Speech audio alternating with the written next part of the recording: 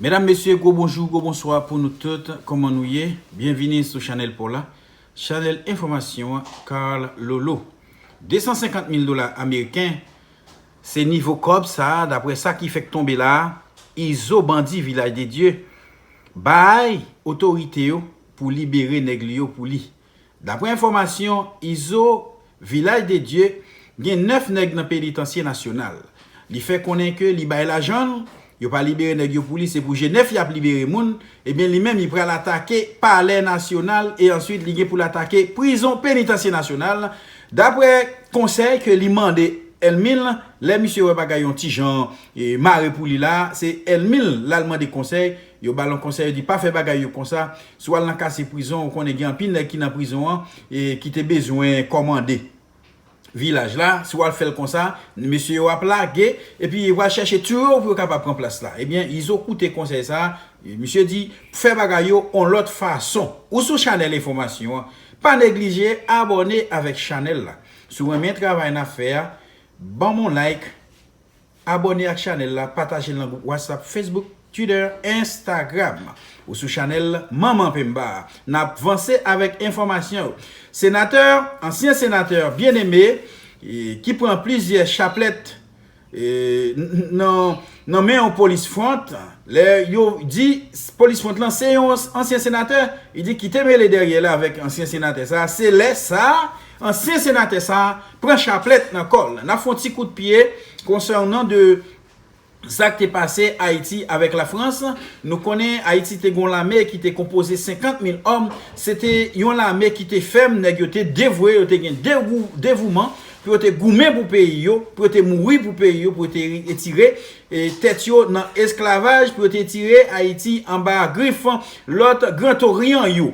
Eh bien, Aristide Tevin prend pouvoir et il te demandé la France pour remettre comme ça. Eh bien, c'est demande ça Aristide te faire qui cause li te perdu pouvoir li. La France mélangé avec l'autre Grand Orient yo te retiré Aristide sous pouvoir. Nous porter information ça pour rester sous Chanel là, n'a tourné à plus de détails.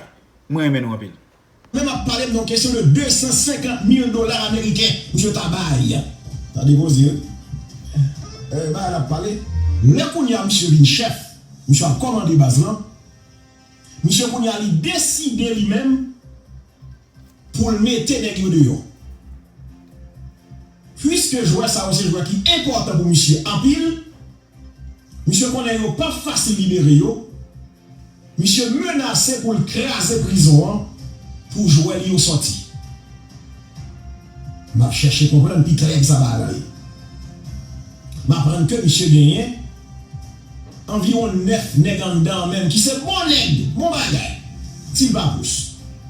Qui c'est bon joueur disons. Mais dans l'époque il était comme si fait la paix, nèg était entre parenthèses dans G9. Monsieur te gen intention pour attaquer prison. Avant de faire ça, avant monsieur fait ça, le fait que monsieur te fait la paix avec les petits bois, etc., monsieur m'a dit Chris là en conseil.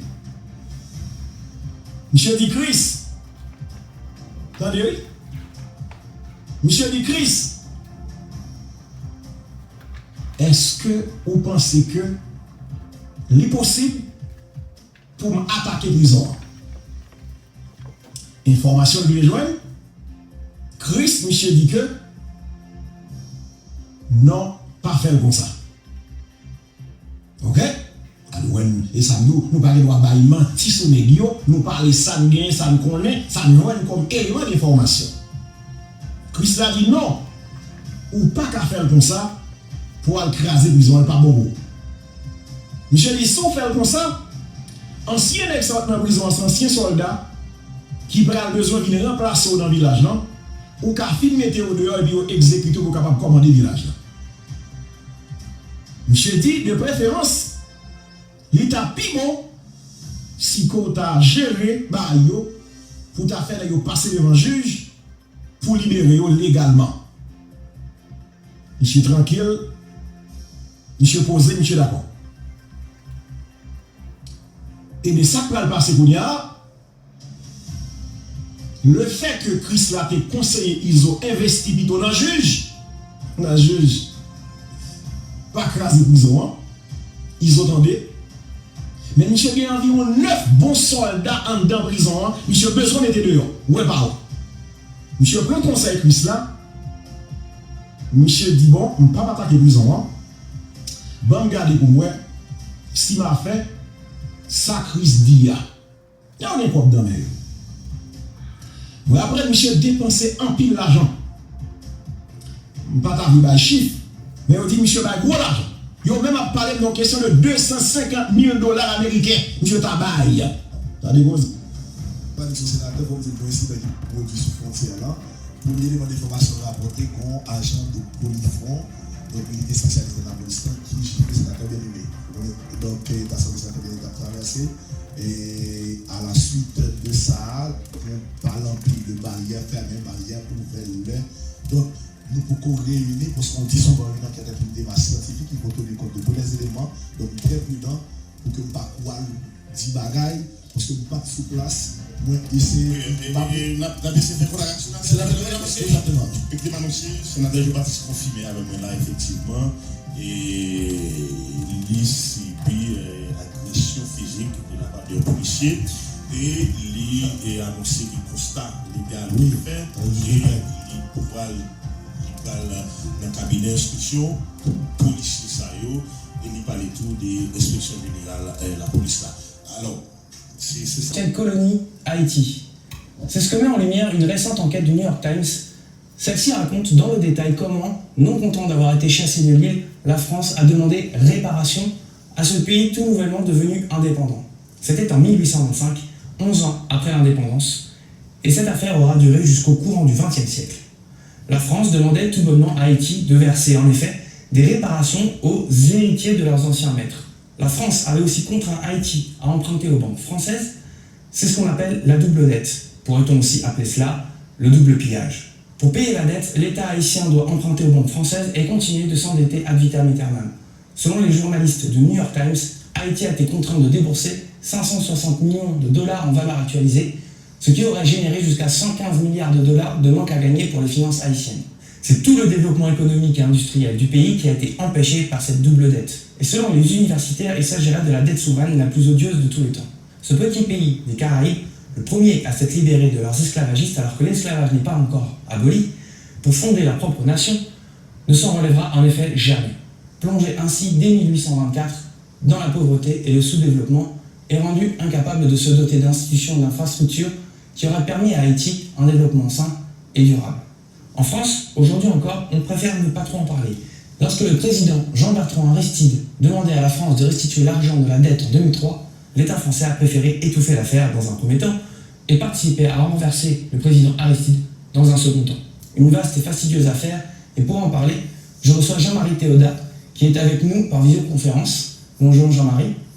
Bonjour. Vous êtes maître de conférence à l'université Panthéon-Sorbonne et spécialiste d'Haïti. Alors tout d'abord, je vous remercie d'avoir accepté cet entretien. Et dans un premier temps, est-ce qu'on pourrait peut-être revenir sur le contexte historique qui part de l'indépendance d'Haïti jusqu'à ces réparations justement exigées par la France en 1825? Ce que je voudrais dans un premier temps, c'est remettre cet article du New York Times dans son contexte, ne pas le prendre comme un événement.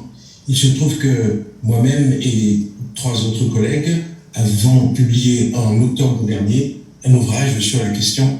Ça s'appelle Haïti-France, l'échelle de la dette, le rapport Mako, dans lequel nous revenons justement sur les circonstances de la signature de cette ordonnance. Avec Marcel Régny, Gousti Karagaya et Jean-Claude Bouffard, nous avons publié ces petits ouvrages en octobre 2021 à Paris.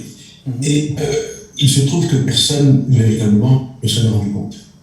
Nous ne sommes pas le New York Times, bien entendu, mais néanmoins, nous traitons la chose de façon différente. Ici, l'article du New York Times s'inscrit dans ce que je pourrais appeler de façon plus globale la French bashing, c'est-à-dire une sorte de perte d'influence de la France et qui donne lieu à un assaut de critiques, et c'est le moment où l'on découvre que dans son histoire passée, dans son histoire même récente, la France n'a pas toujours été celle qu'elle prétend être, c'est-à-dire la patrie des droits de l'homme, le pays de la liberté, le pays de la révolution, et surtout ce parangon de vertu quant au respect des principes d'égalité, de fraternité, de liberté. Maintenant, il se trouve que historiquement, la France, elle aussi, elle a changé. Au sens que nous avons le sentiment de parler de la France d'aujourd'hui, de la France de 2022, comme si elle était directement responsable de tous les malheurs du peuple haïtien, et ce qui serait une façon peut-être légère de dédouaner les Haïtiens, et en particulier les dictateurs haïtiens qui ont largement participé, je dirais, à la dilapidation des biens et au chaos auquel nous assistons aujourd'hui. Mais néanmoins, ce qu'il faut dire, c'est que le cas haïtien est un cas typique de la façon dont les puissances occidentales ont systématiquement pillé le reste du monde, et ceci depuis la découverte, depuis ce qu'on appelle la découverte, depuis 1492. Donc c'est un exemple que l'on remet aujourd'hui sur le devant de la scène dans un contexte où la France est en position de fragilité en Afrique, en position de fragilité dans les départements et territoires d'outre-mer. On voit comment la Nouvelle-Calédonie semble évoluer également vers, je dirais, une certaine distanciation par rapport à la France. Et tout cela doit servir maintenant de leçon à la classe politique française, à savoir que les politiques du jour seront forcément jugées dans l'histoire à un moment, et lorsque les consciences se seront réveillées et que les principes seront mis en face des valeurs que nous prenons, il risque d'y avoir des distorsions. Et c'est ce que nous sommes en train de vivre aujourd'hui. La France découvre un aspect peu glorieux de son histoire, et il se trouve que, à certains égards, ce n'est pas complètement fini. Non, bah non, parce que justement, vu que vous parlez de ça, dans le papier du New York Times, il rappelle aussi à de nombreuses reprises le comportement de la France d'aujourd'hui, notamment sous Hollande, quand il était venu à Haïti pour exprimer la dette que la France devait à Haïti, et puis derrière, son état-major qui s'empresse de dire non, mais on parle de dette morale, pas de dette financière, alors que cette dette financière, manifestement, elle existe, et ce pillage a existé. J'ai l'impression qu'aujourd'hui encore, l'État français peine à reconnaître ces exactions passées. Je pense que nous sommes dans un déni qui relève d'un refoulement collectif d'un passé que l'on ne veut pas véritablement reconnaître. J'étais en Haïti lorsque le président Hollande a fait cette boulette, on peut le dire ainsi, parce que dans le fond, il y a fort à parier que François Hollande, en se rendant à Port-au-Prince, n'était pas au courant du détail de l'histoire entre les deux pays.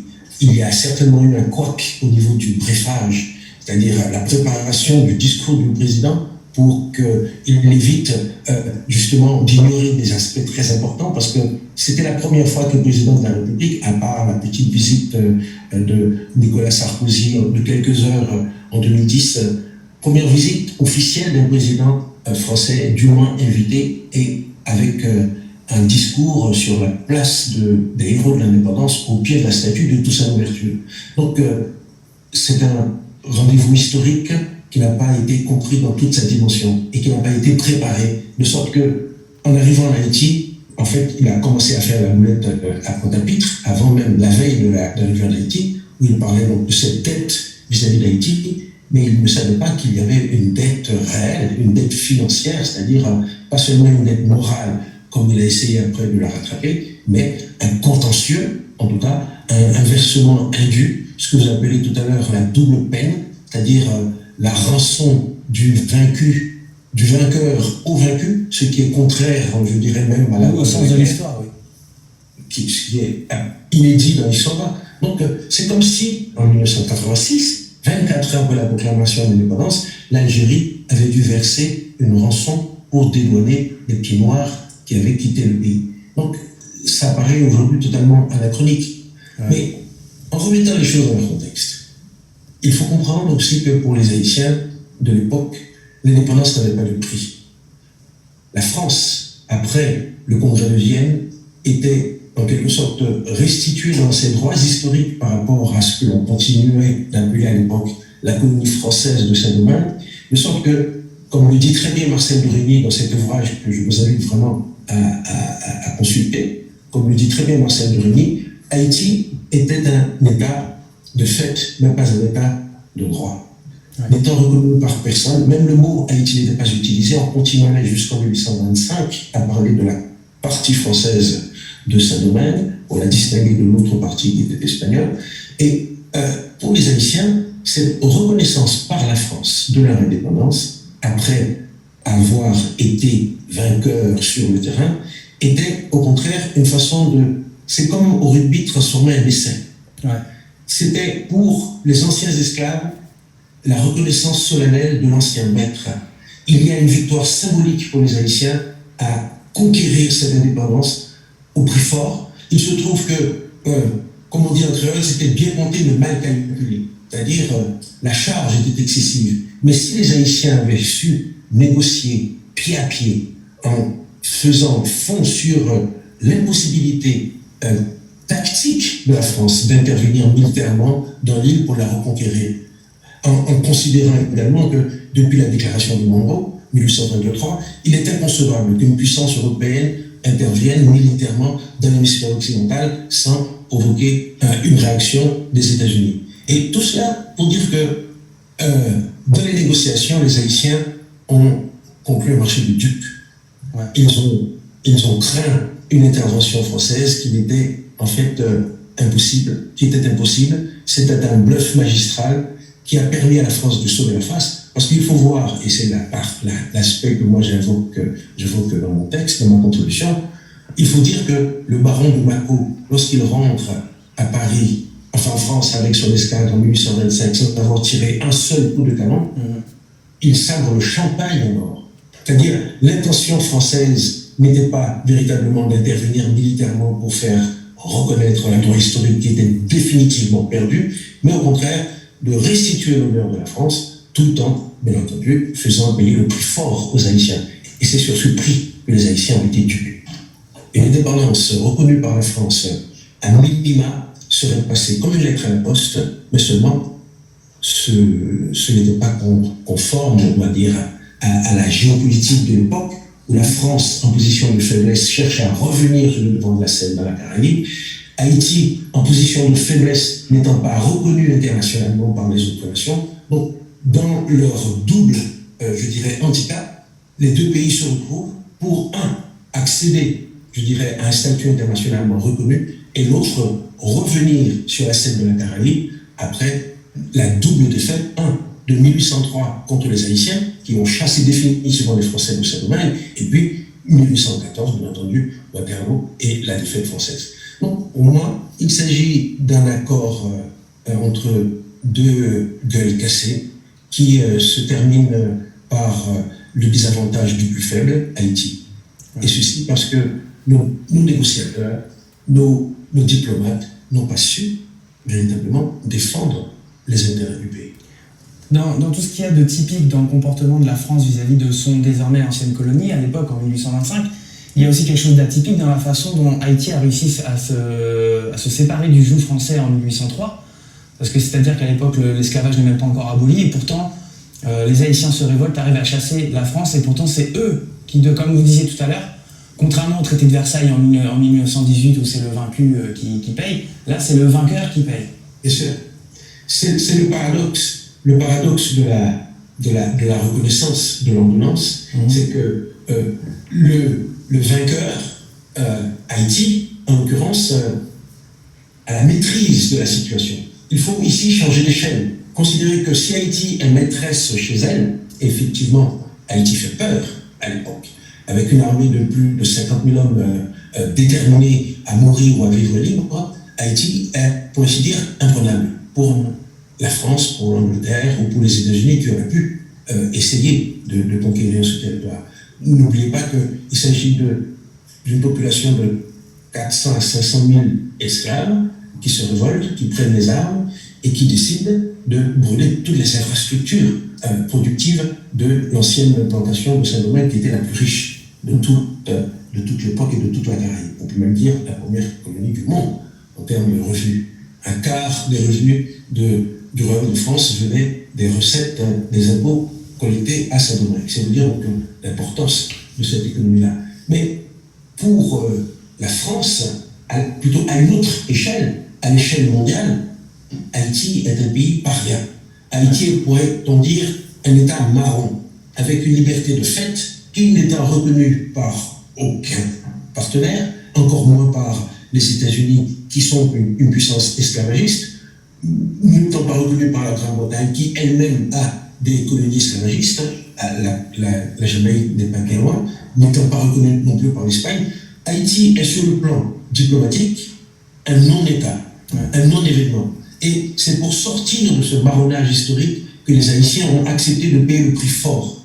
Et au lendemain de la signature de l'ordonnance de 1825, c'était carnaval, c'était festival, c'était téléum dans la capitale haïtienne, à Port-au-Prince. Et Boyer, qui d'ailleurs est mort en France, en exil, dont on a encore la tombe vers la chaise, Boyer s'est considéré alors comme le nouveau père de l'indépendance.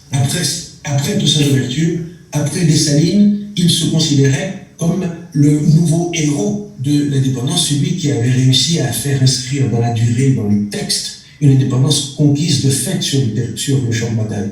Et en ce sens, il n'a pas tort. L'entrée d'Haïti sur la scène internationale représente sur le plan symbolique une victoire aussi forte que la bataille de Vertières du 18 novembre 1803. Donc, il ne faut pas rétrospectivement minimiser l'importance de ce symbole. Il ne faut pas rétrospectivement, en faisant bien entendu un travail correct de critique de l'attitude de la France, de l'attitude de la banque, et en fait une critique tellement patente, tellement évidente, que je pense qu'il est beaucoup plus important d'insister sur ce décalage historique de la réception de l'ordonnance entre 1825, où les Haïtiens ont le sentiment de refaire Vertières, mais cette fois-ci dans la paix avec l'ancienne puissance, et aujourd'hui, 2022, où nous lisons cela comme s'il s'agissait, je dirais, d'un acte absurde. Parce qu'en fait, le cœur de la bataille de Vertières, paradoxalement, est le plus faible à la table des négociations, parce